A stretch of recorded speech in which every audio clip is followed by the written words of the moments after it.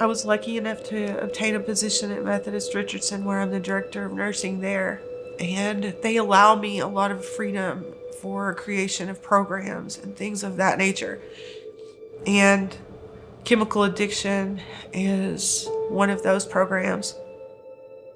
Who would have thought that I did this every day of my life for my daughter to become an addict?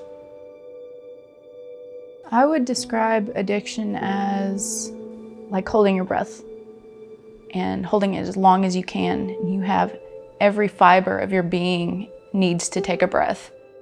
Nothing else matters. No one, nothing matters. When I was 14, I lost everything I thought I was gonna be. I didn't see the signs until it was too late.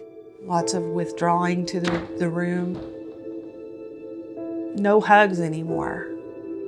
And soon it became that I couldn't keep her in the house. It was the sneaking out, it was the drugs.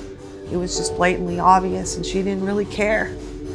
And here I have my career, my family, and my other child that I'm neglecting, trying to get her where she needs to be.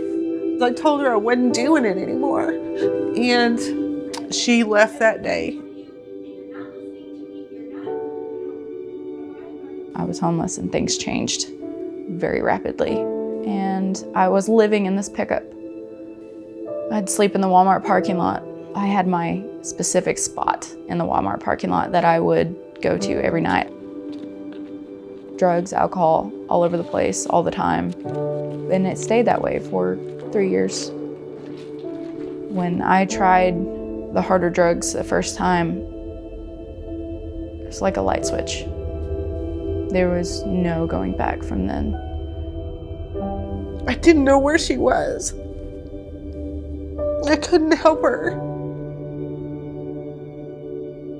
Every red light that I drove up to, every time I got in the car, I'd look to see where she was.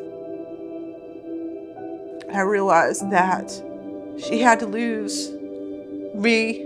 She had to lose the family to realize we're not doing it anymore. So I sold my dream home. My youngest daughter was a freshman in high school. She had to leave her friends. My husband had to leave his job. We left everything.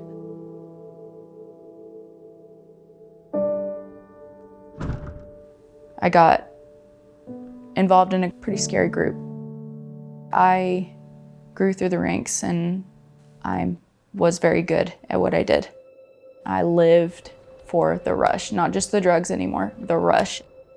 Went to what I considered a safe house at that point, and everybody I knew had turned on me. Hey. A guy from the cartel, he pulled out a club, but it was pretty serious because I had seen what they had done to people who had done far less. I ended up de-escalating the situation, and I ran outside. You got 2 seconds. 3 years or so had passed, and 1, 2 o'clock in the morning or so, my phone rang. And she was there, and she was crying, and she was screaming that they're after me. Help me, Mom, help me, Mom. And I'm 500 miles away. There was nothing I could do at that moment. There was no worse feeling. So I told her to run to the hospital, that no one could hurt her at the hospital.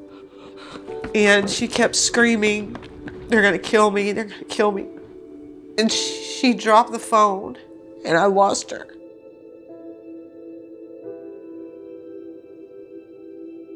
Hello, Ashton.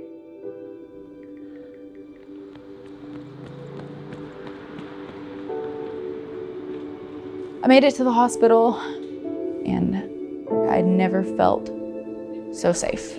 You're okay. You're safe. You're safe. You're safe. A couple of days later, my best friend went and found her and tried to convince her to come to Dallas. She told me a story of her life and what had happened to her and how she changed, how she excelled from it. And the church bells went off. I was there in that place at that right time to hear those church bells. And I think that had a lot to do with me getting in that car. It gave me hope. That little bit of light in that darkness that I needed to see. My mom met her in Wichita Falls, about halfway. There was no animosity. There was no hatred that I felt for my mom. It was relief and a feeling I never thought I would experience. I hugged her. We didn't let go for quite some time. My mom is my rock. She's the whole reason I got through this. She never turned her back on me. And she never lost hope.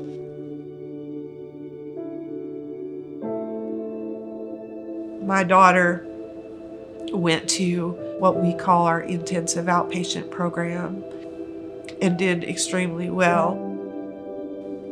I don't know if my daughter would have made it without us being there. Without that one step, I would have never made it to the next.